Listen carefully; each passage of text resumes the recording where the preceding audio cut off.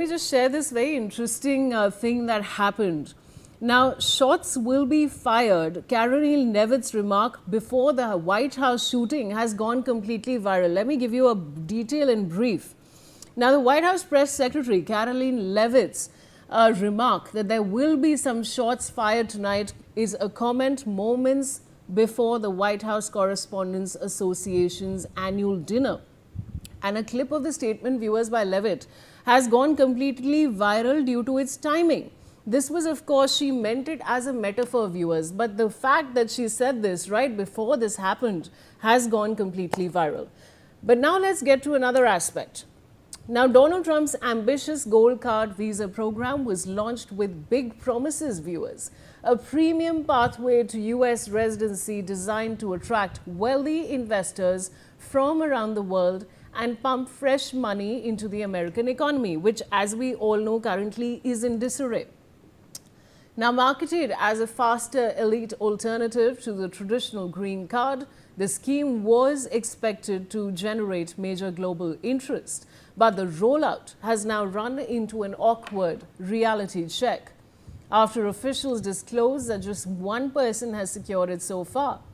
The revelation is raising fresh questions over whether the program was overhyped from the start and whether the price tag may have put off the very people it hoped to attract. And with that, I want to go across to Mr. Manan Dwivedi. Mr. Dwivedi, what do you have to say about this? Look at Trump 1.0. What we are going to find here is that on the first day he passed an executive order. That is, President Donald Trump in 2016-17 passed an executive order, and wherein he red flagged.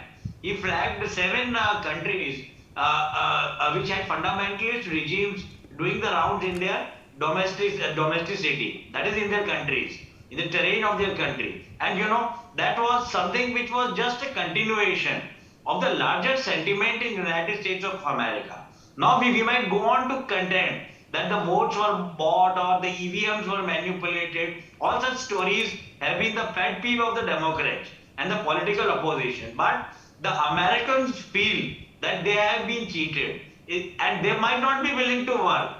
They might not be as hardworking and talented. I'm being very unsafe here, but I may take all the precautions.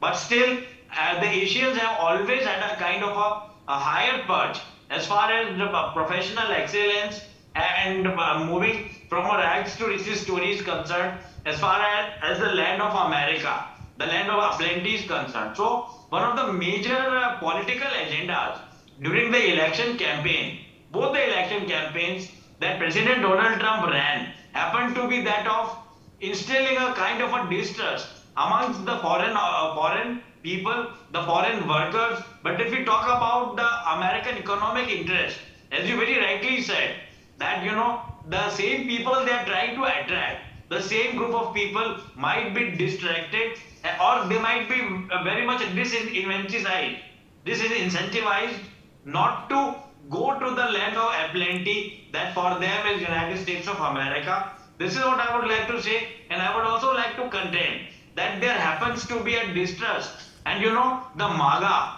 and the Think America campaign also falls in tandem with some sort of a sentient American political sentiment that yes, the American people should be given a vocational one-uppance as far as vocation and opportunities are concerned, which definitely goes against the melting pot and the multicultural aspect of America, which also makes America shine and shimmer as one of the most expected and what you call the glorified foreign destination for students and white-collar workers. That is all I have to say. Right, Mr. Dwivedi. In fact, I was coming to that point because America no more is the ideal destination, and a lot of people are turning back and reversing their decision.